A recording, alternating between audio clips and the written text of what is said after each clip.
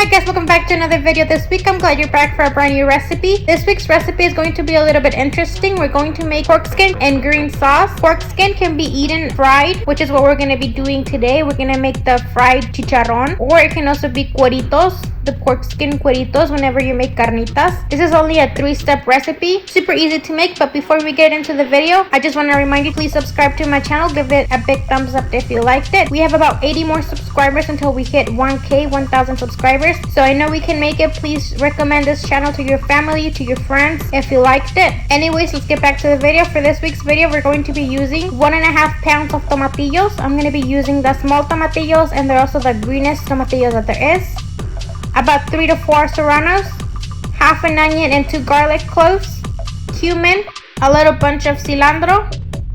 And the main star for this dish, it's going to be chicharrones. I have this brand that I bought at H-E-B. This is my favorite one to use because I don't get that old chicharron smell on it and that old chicharron taste to it. If you have ever tasted chicharron before and it had that old smell or that old taste to it, please try it again. Give it another try because chicharron is really tasty, but if you buy it at the wrong place, it's not gonna be good. Typically, you would find it fresh at carnicerias, but carnicerias, I believe they make it either on a Friday or a Saturday, and if you go like on a Monday or Tuesday, you're pretty much getting the leftover, the old stuff on it. So I would recommend getting the package like this ones because I feel like they last longer and they don't have that taste to it. I always get this one, or I always get this blue bag one, the salt and vinegar. This is just more like an appetizer for me, but you can use either or of these, or you can just buy it fresh from the carniceria, any meat store that you have. On a pot with water, we're going to be adding our tomatillos and our serrano peppers. Make sure it doesn't have a lot of water, just barely enough to cover the tomatillos and the jalapeños. We're gonna cover this and put it on the stove. On medium heat, this has been boiling for about 5 minutes. I'm gonna go ahead and check now.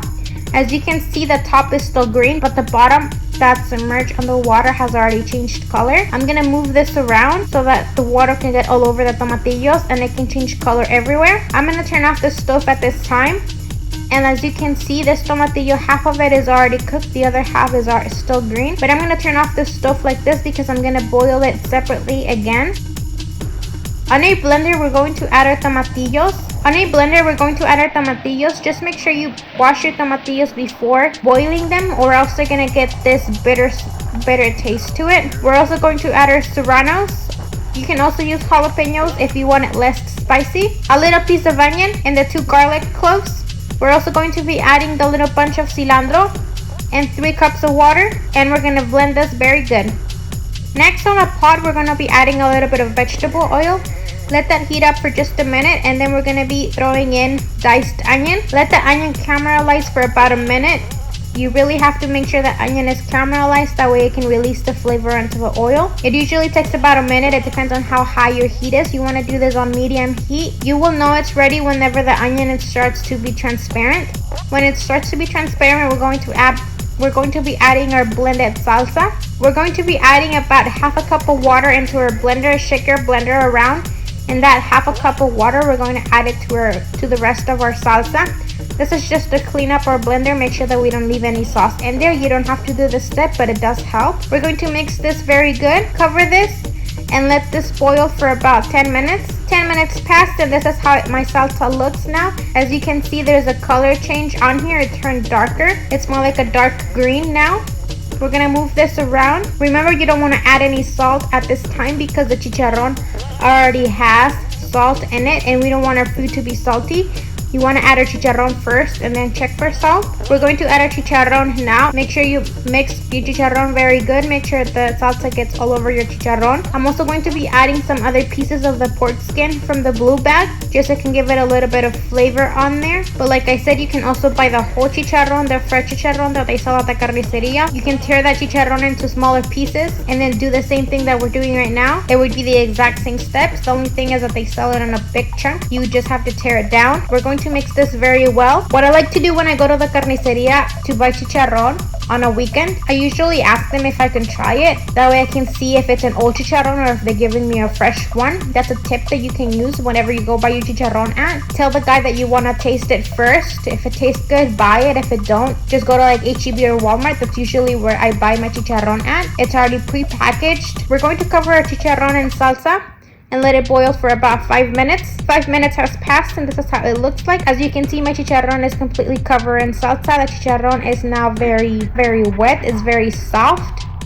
That's what we want. And we're gonna check for salt now. Mine needed a little bit of salt. It looked like the chicharron didn't have enough salt on there, so I'm gonna be adding a little bit on there.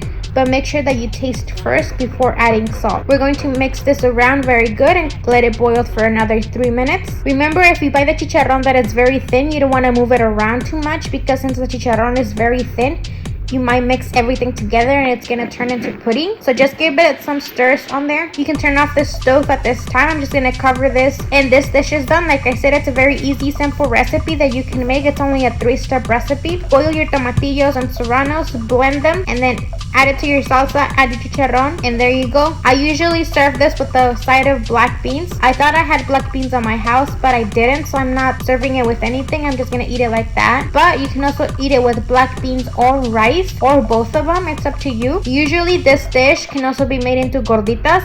So make your gordita with your masa, open the middle of it, stuff it with this chicharron, and I promise you this is very good. I highly suggest you guys try this recipe if you love chicharron. If you guys don't love chicharron, I still suggest you guys try it. So this is it for today's recipe. Give this video a big thumbs up if you liked it. Share with your friends if you loved it. Remember to subscribe to my channel. Turn on your notification bell so you can be notified every time that we upload a video. Remember, we are 20 subscribers away from 1,000 subscribers. So please share and subscribe. It helps me out a lot. If you recreate this recipe, don't forget to tag me on my Instagram page. I'm gonna leave the link down below as well. And we'll see you guys next week with a brand new recipe. Bye. Take care.